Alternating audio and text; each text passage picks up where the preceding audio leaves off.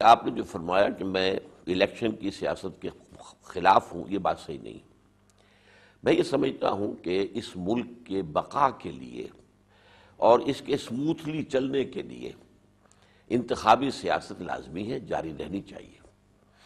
یہ بالکل ایسے ہی ہے کہ جیسے کسی شخص کے زندہ رہنے کے لیے اس کی سانس کی آمد و رفت جاری رہے گی تو وہ زندہ رہے گا۔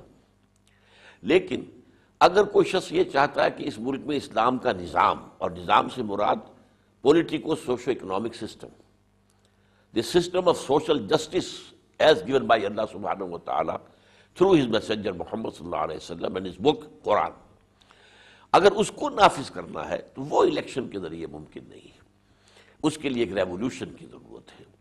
لیکن یہ کہ بہرحال یہ ملک رہے گا تو یہاں ریولوشن آئے گا، لہذا میں نے کبھی انتخابات کی مخالفت نہیں کی ہے۔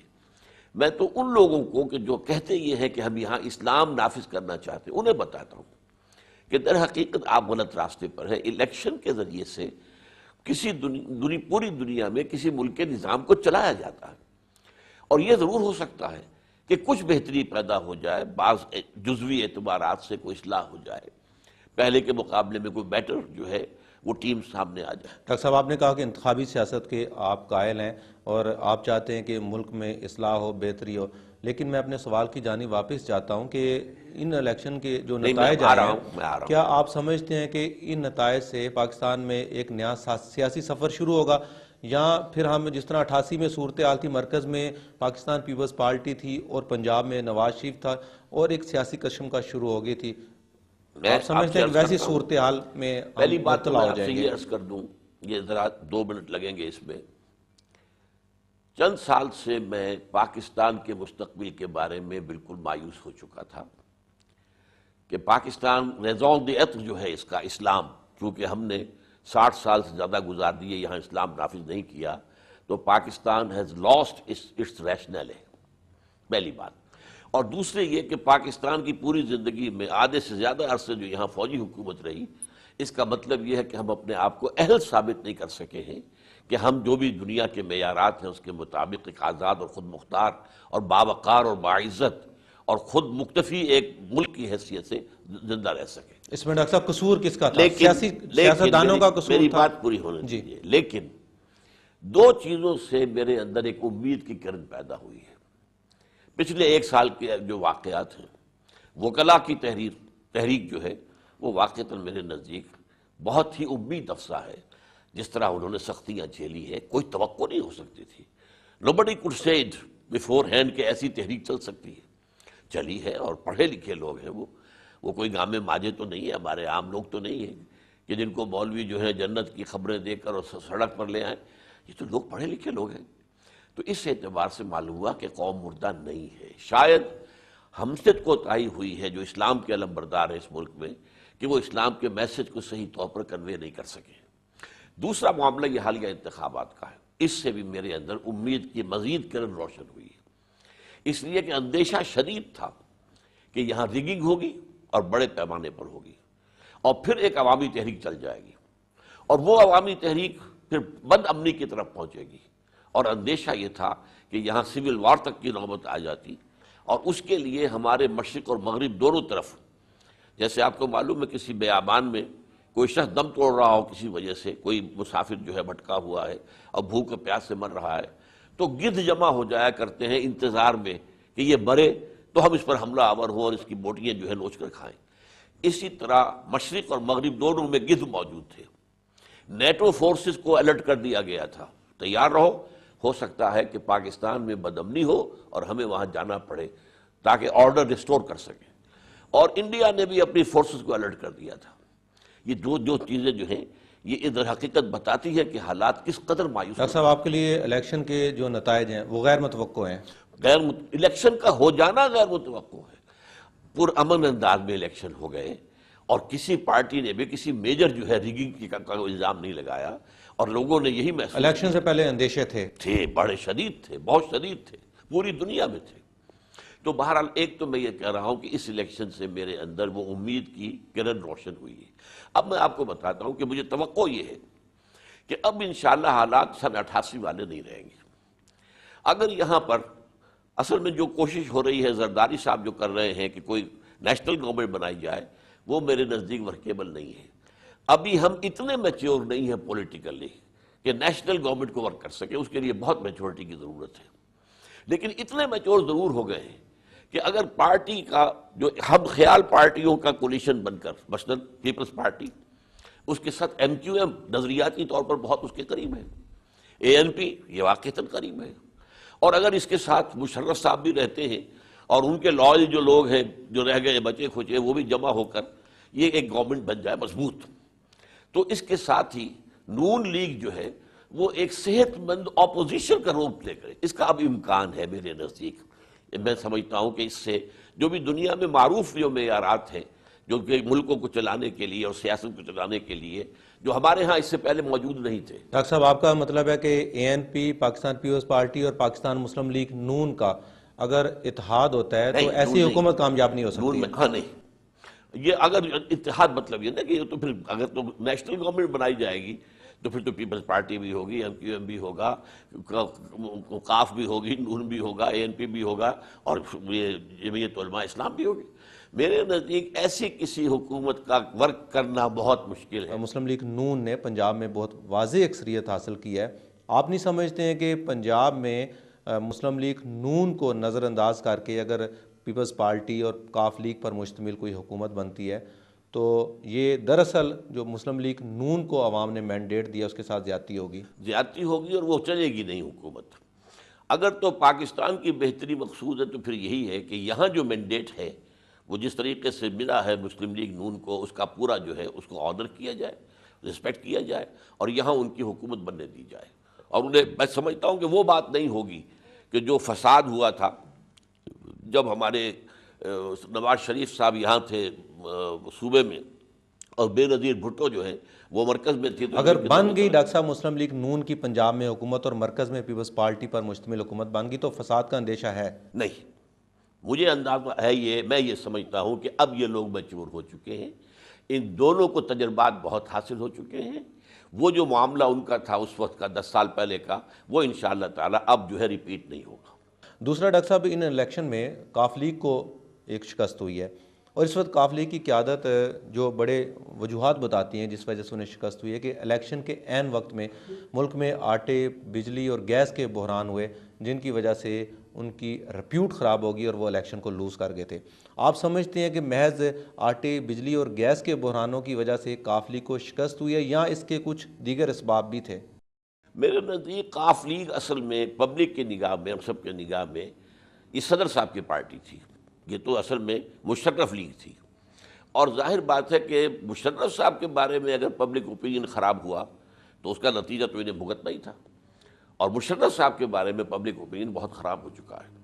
عام طور پر ہمارا عام شہری یہ سمجھ رہا ہے کہ یہ تو صرف جو ہے امریکہ کے ایجنٹ ہیں اور امریکہ کے جو مقاصد ہیں گلوبل ان کو پورا کرنے میں مدد کر رہے ہیں۔ لیکن ڈاکٹر صاحب، آپ کی بات میں تھوڑی سی میں وضاحت چاہتا ہوں۔ آپ نے فرمایا کہ اگر پاکستان میں کوئی دیر پا اور مضبوط حکومت چل سکتی ہے تو اس میں پیپلز پارٹی، کاف لیگ اور ایم کیو ایم شامل ہونی چاہیے، جبکہ دوسری جانب اے این پی بھی شامل ہونی چاہیے، جبکہ دوسری جانب کاف لیگ جو آپ کہتے ہیں صدر صاحب کی حمایت یافتہ جماعت ہے، وہ اس کو عوام نے مینڈیٹ نہیں دیا۔ آپ چاہتے ہیں یا آپ کی جو رائے ہے کہ اسے حکومت میں شامل ہونا چاہیے، تو یہ آپ نہیں سمجھتے کہ عوام نے جس پارٹی کو قبول نہیں کیا آپ اسے کہتے ہیں کہ اقتدار میں ہونا چاہیے؟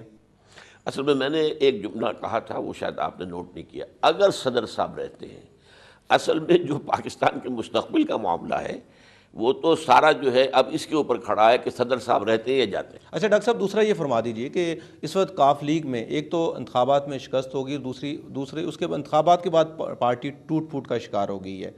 آپ سمجھتے ہیں کہ اس وقت جب کاف لیگ بالکل آئسولیٹ ہو گیا، تنہا ہو گیا سیاست میں، صدر پرویز مشرف انتخابات کے بعد جو پاکستان کا سیاسی منظر ہے اس کو سپورٹ کریں گے، کر سکتے ہیں؟ صدر پرویز مشرف وہ تو اپنے آپ کو سپورٹ کرنا چاہتے ہیں، اور اس کے لیے وہ پورے کہیے کہ کمر کس کے انہوں نے جد و جہد شروع کر دی ہے۔ جس طریقے سے ملاقاتیں ہو رہی ہیں اور جس طریقے سے اب ساری کوشش ہو رہی ہے اور پیٹ ٹھوک رہے ہیں صدر صاحب اپنے ساتھیوں کی، تو وہ اصل میں جا رہے ہیں دوسرے راستے پر۔ وہ یہاں رہیں گے اور اپنی جو ہے پسند کی حکومت جو ہے اس کو بنوائیں گے. وہ اب یہ ہے کہ یہ اللہ کو منظور ہے یا نہیں یہ بات دوسری ہے. آیا اس میں کوئی رد عمل شروع ہو جاتا ہے. یہ جو وکلاء کی تحریک ہے یہ کیا شکل اختیار کرتی ہے؟ یہ تو یہ کہ there's many a slip between the cup and the lip. اس معاملے کے اندر بہت سی چیزیں ایسی ہیں کہ جس کے نتائج بڑے دور رس ہو سکتے ہیں. ڈاکٹر صاحب ایک اہم سوال کرنا چاہتا ہوں کہ آپ کا دینی سیاست کے ساتھ تعلق ہے اور ماشاءاللہ 60 سال سے زیادہ عرصہ ہو گیا ہے آپ دینی سیاست سے وابستہ ہیں. ان انتخابات میں دینی جماعتوں کو عوام نے مسترد کر دیا ہے. 2002 کے الیکشن میں ایم ایم اے کو بہت بڑا مینڈیٹ ملا تھا, سرحد میں ان کی حکومت بن گئی تھی. ان الیکشن میں جو دینی جماعتیں تھیں اور دینی اتحاد تھا پاکستان کا سب سے بڑا متحدہ مجلس عمل, اس کو کیا ہو گیا؟ نظر لگ گئی ہے کسی کی؟ اصل میں ایک تو یہ بات ہے کہ وہ جو بھی انہیں مینڈیٹ ملا تھا اس میں وہ کچھ ڈیلیور نہیں کر سکے, ناکام ہوئے ہیں. خاص طور پر جب اسلام کا نام اور اسلام کا نعرہ لگا کر آئے تو کیا کام کیا اسلام کے لیے؟ اس اعتبار سے ان کا جو کارکردگی کا خانہ جو ہے وہ خالی ہے. اور اسی وجہ سے ان میں رفت پیدا ہوئی. آپ کو معلوم ہے کہ 2 میجر پارٹیاں, کہنے کو تو اور ہیں لیکن باقی پارٹیوں کی کوئی حیثیت نہیں ہے. JUI اور JI, جماعت اسلامی اور جمعیت علماء اسلام, 2 ہی پارٹیاں ہیں. ان میں سے قاضی صاحب جو ہیں وہ اب مایوس ہو گئے تھے کہ اس پورے طریقہ کار سے یہاں اب کچھ حاصل نہیں ہو سکتا. چنانچہ انہوں نے پارلیمنٹ سے استعفیٰ دیا, حالانکہ وہ کوئی MMA کا فیصلہ نہیں تھا. پھر یہ کہ انہوں نے بائیکاٹ کیا الیکشن کا. تو ظاہر بات ہے کہ یہ تو سارے جو اسباب جمع ہو گئے ہیں جس کی وجہ سے ان کا وہ مینڈیٹ بالکل ختم ہو گیا. آپ سمجھتے ہیں ڈاکٹر صاحب کہ سرحد میں جہاں MMA کی حکومت تھی وہاں بھی عوام کو وہ کچھ ڈیلیور نہیں کر سکے ہیں؟ عوام کو حسبہ بل کے بارے میں بڑی تعریف کرتے ہیں اور یہ کہا جاتا ہے کہ وہاں پر جو سرحد میں حسبہ بل کے علاوہ پارلیمنٹ میں خواتین بل کی مخالفت انہوں نے کی اور بے شمار ایسے ایشوز تھے اسلام کے بارے میں, کنٹروورشل ایشوز, جس پر MMA نے بہرحال سٹینڈ لیا. لیکن آپ نہیں سمجھتے ہیں کہ یہ بھی ان کی کارکردگی کوئی تھی؟ نہیں, لیکن سٹینڈ لیا لیکن حاصل تو کچھ نہیں ہوا. اس سے عوام کے اندر مایوسی پیدا ہوئی. اور اب صورتحال یہ ہو گئی ہے کہ عام طور پر, خاص طور پر سرحد کے علاقے کے لوگ وہ الیکشن پروسیس سے جو ہے مایوس ہو رہے ہیں, جو مذہبی لوگ ہیں. اور اب ان کے اندر جو ہے یہ رجحان جو کہ اچھا نہیں ہے, خطرناک ہے, کہ وہ چاہتے ہیں کہ ہم آرمڈ رجسٹر کر کے, اور یہ جو توڑ پھوڑ ہو رہی ہے اور سوات سے جو تحریک شروع ہوئی, سوات اور دیر اور یہ علاقے, یہاں پہ یہ ہے کہ بہت سے فیکٹرز ہیں ان کے اندر شامل, لیکن یہ کہ وہاں کے لوگوں کو یہ محسوس ہو گیا ہے کہ نہ تو دعوت و تبلیغ سے یہاں اسلام آ سکتا ہے, نہ الیکشن کے ذریعے سے آ سکتا ہے. لہٰذا اب وہ مسلح ایک جد و جہد کی طرف راغب ہو رہے ہیں. اور مذہبی جو مدارس ہیں ان کے طلباء کے اندر اس وقت بڑا ہیجان ہے. ڈاکٹر صاحب MMA کا آپ کیا مستقبل دیکھتے ہیں؟ الیکشن کے بعد MMA تو ختم ہو چکی ہے. وہ تو اس کو کہہ رہے ہیں کہ وہ ریوائیو کریں گے, لیکن اس میں بہت کڑی شرط رکھ دی ہے قاضی صاحب نے کہ مولانا فضل الرحمان صاحب معافی مانگے. تو یہ انہونی سی بات ہے. لہذا آپ MMA تو think of the past. MMA ختم ہو گئی ہے, دینی سیاست باقی ہے. وہ سیاست ہے لیکن وہ بڑی لوکلائزڈ ہے. یعنی جیسے کہ MQM کی سیاست جو ہے وہ کراچی اور حیدرآباد اس علاقے کے اندر جو ہے وہ ایک لوکل ایک جماعت ہے, اس میں کوئی شک نہیں ہے, وہاں ان کا ہولڈ ہے, بہت مضبوط ہے. اسی طرح سرحد کے ایریا میں چونکہ وہاں پہ عام طور پر مسلمان مذہب پسند ہیں اور علماء کا وہاں پر جو ہے بڑا وقار ہے, اس اعتبار سے وہاں پر جو ہے وہ سیاست کا کوئی نہ کوئی معاملہ تھوڑا بہت چلتا رہے گا, لیکن کوئی فیصلہ کن بات جو ہے وہاں سے نہیں آ سکتی. اچھا ڈاکٹر صاحب, اس وقت حکومت سازی کا عمل جاری ہے. آپ نے کہا کہ الیکشن کے نتائج بہت ہی غیر متوقع تھے اور آپ کے لیے, آپ نے کہا کہ 2 واقعات آپ کے لیے حیران کن تھے جن سے آپ کو امید پیدا ہوئی, ایک وکلاء کی تحریک اور دوسرا انتخابات کے نتائج. انتخابات بہرحال صاف, شفاف اور منصفانہ انتخاب کا انعقاد ہو جانا امن کے ساتھ, یہ میرے نزدیک بہت بڑی بات ہے جس کی کہ توقع نہیں تھی. لیکن ڈاکٹر صاحب اس وقت حکومت سازی کا عمل چل رہا ہے. آپ سمجھتے ہیں کہ حکومت سازی کے عمل میں ہمیشہ اسٹیبلشمنٹ ایک رکاوٹ رہی ہے؟ اگر انتخابات میں کوئی رکاوٹ اسٹیبلشمنٹ نے نہیں ڈالی ہے تو آئندہ حکومت میں کوئی رکاوٹ ڈال سکتی ہے, یا آپ کو ایسی نیت ان کی محسوس ہوتی ہے؟ دیکھیے, اصل میں نیت کا علم تو اللہ تعالیٰ کو حاصل ہے صرف, لیکن یہ بات جنرلی کہی جا سکتی ہے کہ ہماری اسٹیبلشمنٹ کو جو بھی اب اتنے طویل عرصے تک ان کا معاملہ رہا ہے کہ یا تو براہ راست حکومت ان کی رہی اور یا پھر بالواسطہ بظاہر جو یہاں پر جو حکومتیں جو ہیں وہ سول حکومتیں اور جو پولیٹیکل حکومتیں قائم ہوئی ہیں ان میں بھی فوج کا عمل دخل رہا. آپ کو معلوم ہے کہ صدر اور وزیر اعظم کے درمیان جھگڑا ہے اور کمانڈر ان چیف اس کو طے کرا رہے ہیں. یہ تو کوئی آرمی کا کوئی رول تو نہیں ہوتا. آئندہ کوئی ایسا حکومت سازی میں کوئی ایسا اندیشہ ہے کہ اسٹیبلشمنٹ کا عمل دخل ہو سکتا ہے اور جو عوام، جن جماعتوں کو عوام نے مینڈیٹ دیا، جو عوام کی خواہشات تھی وہ پوری ہونے سے رہ جائیں؟ میرے نزدیک اب اس کا امکان کم ہے، اس لیے کہ اب جو صورتحال بن چکی ہے پاکستان میں، عوامی سیاست کا آغاز ہو گیا.